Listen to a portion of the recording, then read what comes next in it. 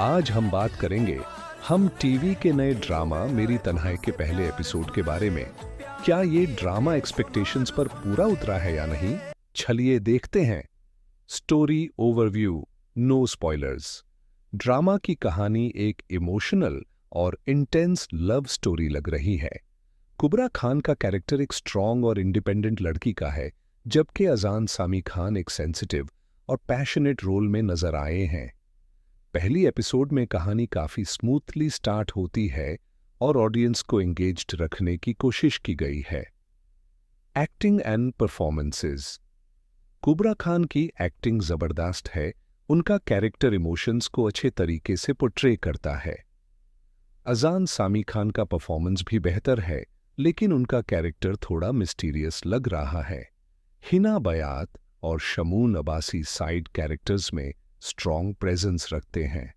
Direction and cinematography. Drama की cinematography visually appealing है। Director ने ब्यूटीफुल लोकेशंस और इमोशंस को शोकेस करने का अच्छा काम किया है। बैकग्राउंड म्यूजिक भी कहानी के इमोशंस को एनहांस करता है।